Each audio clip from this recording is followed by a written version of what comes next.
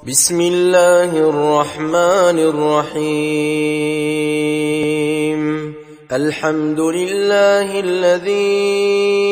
أنزل على عبده الكتاب ولم يجعل له عوجا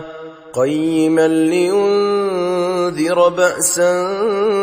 شديدا من لدنه ويبشر المؤمنين الذين يعملون الصالحات أن لهم أجرا حسنا ماكثين فيه أبدا وينذر الذين قالوا اتخذ الله ولدا ما لهم به من علم ولا لآبائهم كبرت كلمة تخرج من أفواههم إن يقولون إلا كذبا فلعلك باخع نفسك على آثارهم إن لم يؤمنوا بهذا الحديث أسفا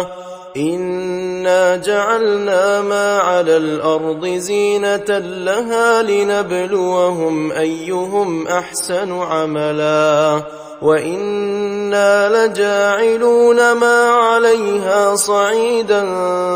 جرزا أم حسبت أن أصحاب الكهف والرقيم كانوا من آياتنا عجبا إذ أوى الفتية إلى الكهف فقالوا ربنا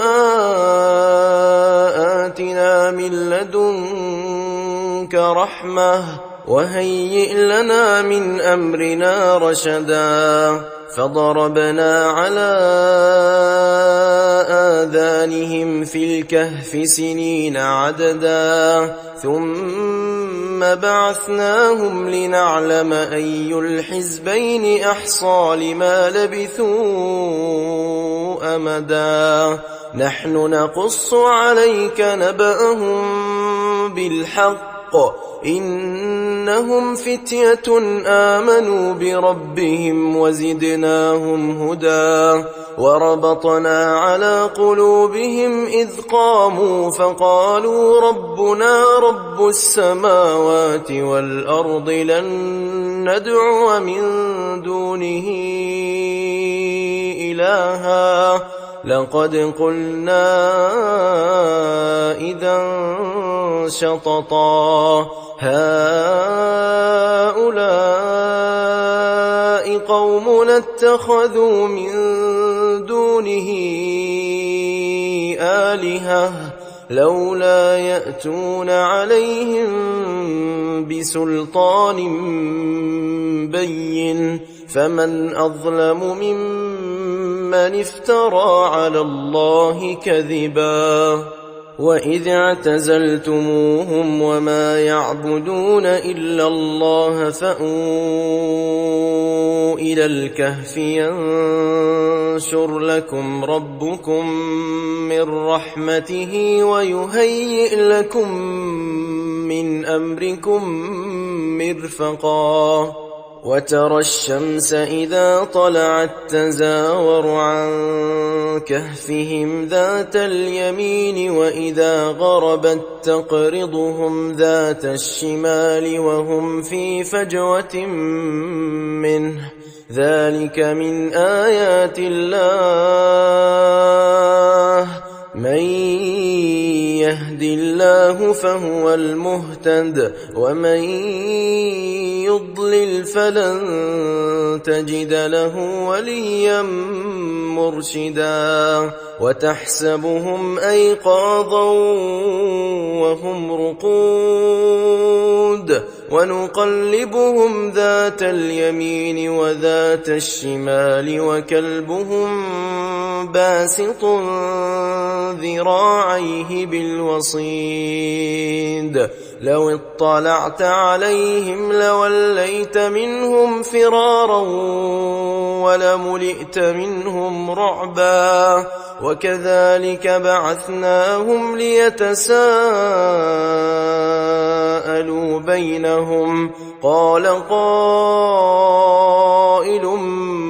منهم كم لبثتم قالوا لبثنا يوما أو بعض يوم قالوا ربكم أعلم بما لبثتم فابعثوا أحدكم بورقكم هذه إلى المدينة فلينظر أيها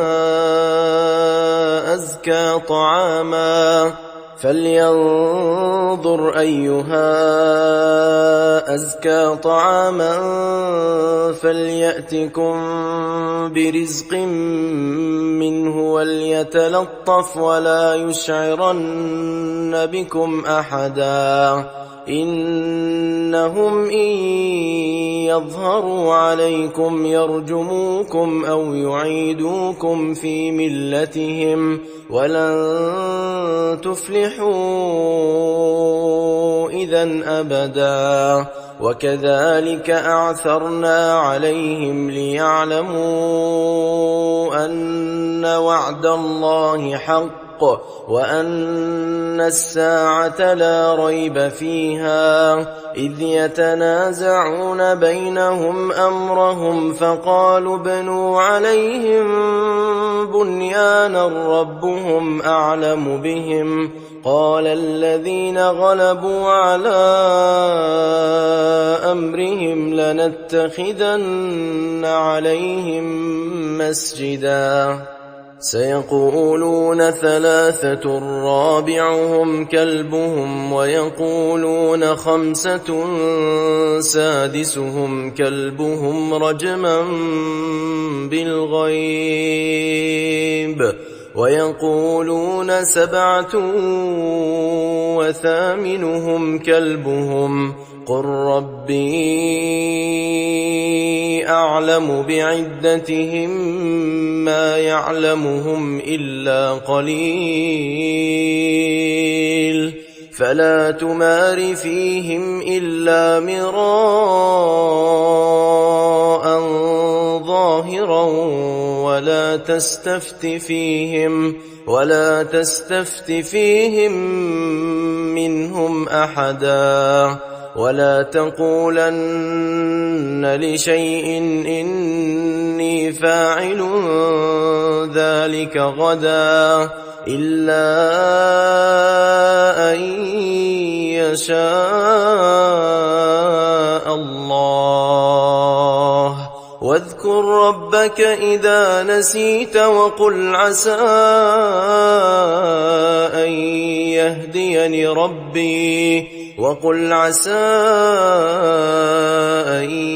يهديني ربي لأقرب من هذا رشدا ولبثوا في كهفهم 300 سنين وازدادوا 9 قل الله أعلم بما لبثوا له غيب السماوات والأرض أبصر به وأسمع ما لهم من دونه من ولي ولا يشرك في حكمه أحدا واتل ما أوحي إليك من كتاب ربك لا مبدل لكلماته ولن تجد من دونه ملتحدا واصبر نفسك مع الذين يدعون ربهم بالغداة والعشي يريدون وجهه ولا تعد عيناك عنهم تريد زينة الحياة الدنيا ولا تطع من أغفلنا قلبه عن ذكرنا واتبع هواه وكان أمره فرطا وقل الحق من ربكم فمن شاء فليؤمن ومن شاء فليكفر إنا أعتدنا للظالمين نارا أحاط بهم سرادقها وإن يستغيثوا يغاثوا بماء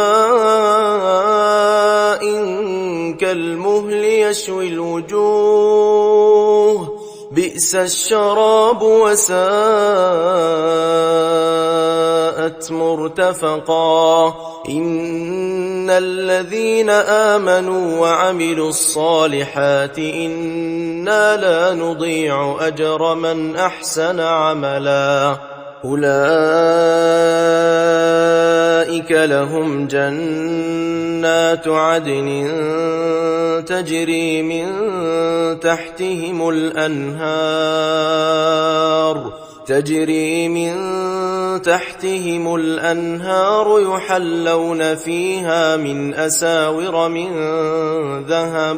يحلون فيها من أساور من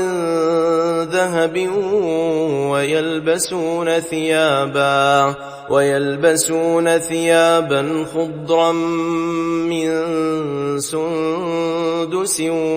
واستبرق متكئين فيها على الأرائك نعم الثواب وحسنت مرتفقا واضرب لهم مثلا الرجلين جعلنا لأحدهما جنتين من أعناب وحففناهما بنخل وجعلنا بينهما زرعا كلتا الجنتين آتت أكلها ولم تظلم منه شيئا وفجرنا خلالهما نهرا وكان له ثمر فقال لصاحبه وهو يحاوره أنا أكثر منك مالا وأعز نفرا ودخل جنته وهو ظالم لنفسه قال ما أظن أن تبيد هذه أبدا وما أظن الساعة قائمة ولئن رددت إلى ربي لأجدن خيرا منها منقلبا قال له صاحبه وهو يحاوره أكفرت بالذي خلقك من تراب ثم من نطفة ثم سواك رجلا لكن هو الله ربي ولا أشرك بربي أحدا ولولا إذ دخلت جنتك قلت ما شاء الله لا قوة إلا بالله إن ترني أنا أقل منك مالا وولدا فعسى ربي أن يؤتيني خيرا من جنتك ويرسل عليها حسبانا من السماء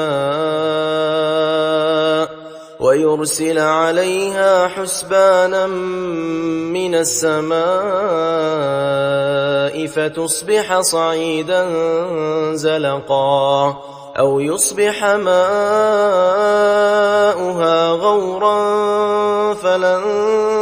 تستطيع له طلبا وأحيط بثمره فأصبح يقلب كفيه على ما أنفق فيها وهي خاوية على عروشها ويقول يا ليتني لم أشرك بربي أحدا ولم تكن له فئة ينصرونه من دون الله وما كان منتصرا هنالك الولاية لله الحق هو خير ثوابا وخير عقبا واضرب لهم مثل الحياة الدنيا كماء إن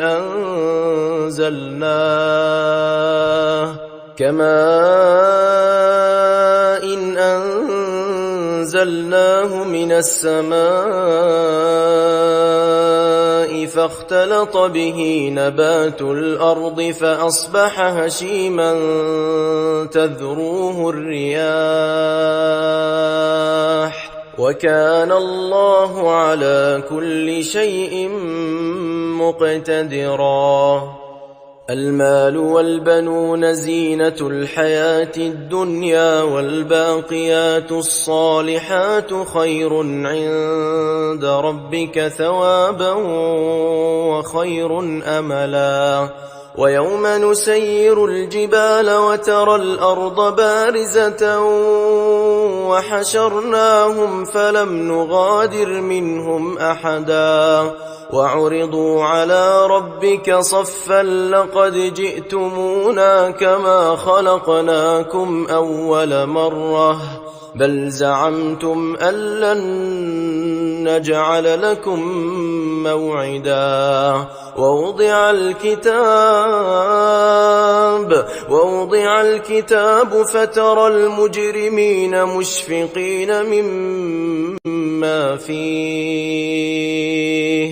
ويقولون يا ويلتنا ما لهذا الكتاب لا يغادر صغيرة ولا كبيرة إلا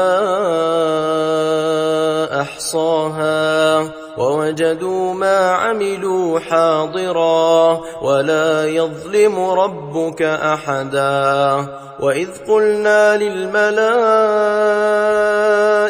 اسجدوا لآدم فسجدوا إلا إبليس كان من الجن ففسق عن أمر ربه أفتتخذونه وذريته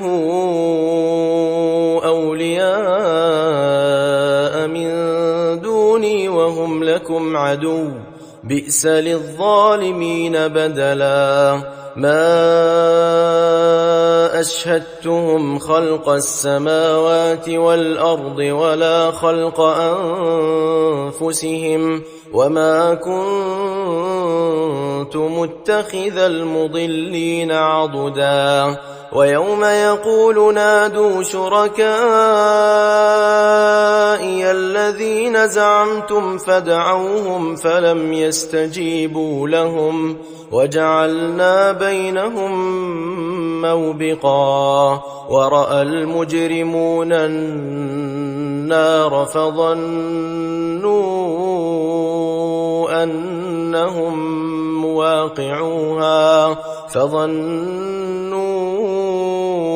أنهم مواقعوها ولم يجدوا عنها مصرفا ولقد صرفنا في هذا القرآن للناس من كل مثل وكان الإنسان أكثر شيء جدلا وما منع الناس أن يؤمنوا إذ جاءهم الهدى ويستغفروا ربهم إلا أن تأتيهم سنة الأولين أو يأتيهم العذاب قبلا وما نرسل المرسلين إلا مبشرين ومنذرين ويجادل الذين كفروا بالباطل ليدحضوا به الحق واتخذوا آياتي وما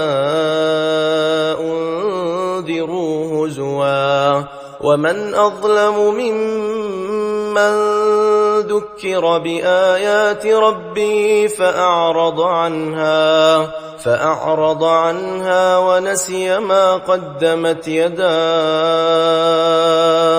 إنا جعلنا على قلوبهم أكنة أن يفقهوه وفي آذانهم وقرا وإن تدعهم إلى الهدى فلن يهتدوا إذن أبدا وربك الغفور ذو الرحمة لو يؤاخذهم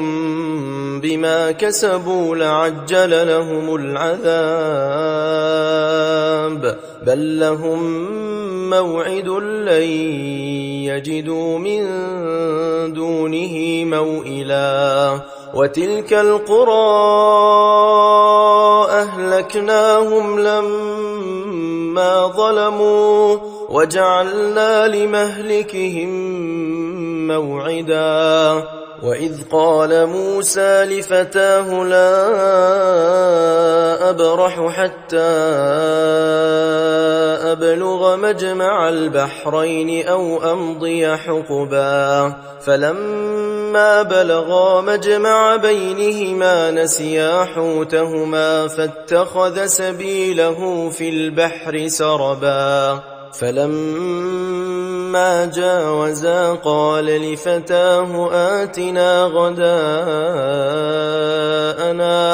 لقد لقينا من سفرنا هذا نصبا قال أرأيت إذ أوينا إلى الصخرة فإني نسيت الحوت وما أنسانيه إلا الشيطان أن أذكره واتخذ سبيله في البحر عجبا قال ذلك ما كنا نبغ فارتدا على آثارهما قصصا فوجدا عبدا من عبادنا آتيناه رحمة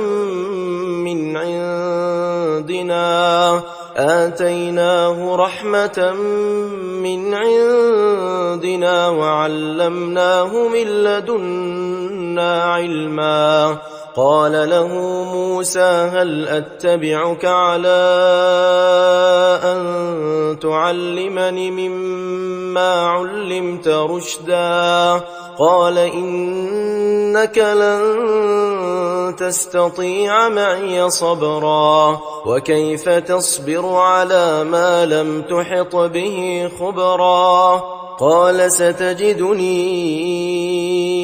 إن شاء الله صابرا ولا أعصي لك أمرا قال فإن اتبعتني فلا تسألني عن شيء حتى أحدث لك منه ذكرا فانطلقا حتى إذا ركبا في السفينة خرقها قال أخرقتها لتغرق أهلها لقد جئت شيئا إمرا قال ألم أقل إنك لن تستطيع معي صبرا قال لا تؤاخذني بما نسيت ولا ترهقني من أمري عسرا فانطلقا حتى إذا لقيا غلاما فقتله قال أقتلت نفسا زكية بغير نفس لقد جئت شيئا نكرا قال ألم أقل لك إنك لن تستطيع معي صبرا قال إن سألتك عن شيء بعدها فلا تصاحبني قد بلغت من لدني عذرا فانطلقا حتى إذا أتيا أهل قرية استطعما أهلها فأبوا أن يضيفوهما فوجدا فيها جدارا يريد أن ينقض فأقامه قال لو شئت لاتخذت عليه أجرا قال هذا فراق بيني وبينك سأنبئك بتأويل ما لم تستطع عليه صبرا أما السفينة فكانت لمساكين يعملون في البحر فأردت أن أعيبها وكان وراءهم ملك يأخذ كل سفينة غصبا وأما الغلام فكان أبواه مؤمنين فخشينا أن يرهقهما طغيانا وكفرا فأردنا أن يبدلهما ربهما خيرا منه زكاة وأقرب رحما وأما الجدار فكان لغلامين يتيمين في المدينة وكان تحته كنز لهما وكان أبوهما صالحا فأراد ربك أن يبلغا أشدهما ويستخرجا كنزهما رحمة من ربك وما فعلته عن أمري ذلك تأويل ما لم تسطع عليه صبرا ويسألونك عن ذي القرنين قل سأتلو عليكم منه ذكرا إنا مكنا له في الأرض وآتيناه من كل شيء سببا فأتبع سببا حتى إذا بلغ مغرب الشمس وجدها تغرب في عين حمئة ووجد عندها قوما قلنا يا ذا القرنين إما أن تعذب وإما أن تتخذ فيهم حسنا قال أما من ظلم فسوف نعذبه ثم يرد إلى ربه فيعذبه عذابا نكرا وأما من آمن وعمل صالحا فله جزاء الحسنى وسنقول له من أمرنا يسرا ثم أتبع سببا حتى إذا بلغ مطلع الشمس وجدها تطلع على قوم لم نجعل لهم من دونها سترا كذلك وقد أحطنا بما لديه خبرا ثم أتبع سببا حتى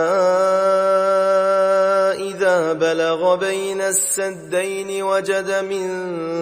دونهما قوما لا يكادون يفقهون قولا قالوا يا ذا القرنين إن يأجوج ومأجوج مفسدون في الأرض فهل نجعل لك خرجا على أن تجعل بيننا وبينهم سدا قال ما مكني فيه ربي خير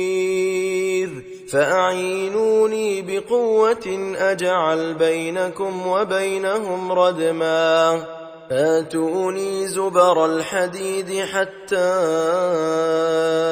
إذا ساوى بين الصدفين قال انفخوا حتى إذا جعله نارا قال آتوني أفرغ عليه قطرا فما استطاعوا أن يظهروه وما استطاعوا له نقبا قال هذا رحمة من ربي فإذا جاء وعد ربي جعله دكاء وكان وعد ربي حقا وتركنا بعضهم يومئذ يموج في بعض ونفخ في الصور فجمعناهم جمعا وعرضنا جهنم يومئذ للكافرين عرضا الذين كانت أعينهم في غطاء عن ذكري وكانوا لا يستطيعون سمعا أفحسب الذين كفروا أن يتخذوا عبادي من دوني أولياء إنا أعتدنا جهنم للكافرين نزلا قل هل ننبئكم بالأخسرين أعمالا الذين ضل سعيهم في الحياة الدنيا وهم يحسبون أنهم يحسنون صنعا أولئك الذين كفروا بآيات ربهم ولقائه فحبطت أعمالهم فلا نقيم لهم يوم القيامة وزنا ذلك جزاؤهم جهنم بما كفروا واتخذوا آياتي ورسلي هزوا إن الذين آمنوا وعملوا الصالحات كانت لهم جنات الفردوس نزلا خالدين فيها لا يبغون عنها حولا قل لو كان البحر مدادا لكلمات ربي لنفد البحر قبل أن تنفد كلمات ربي ولو جئنا بمثله مددا قل إنما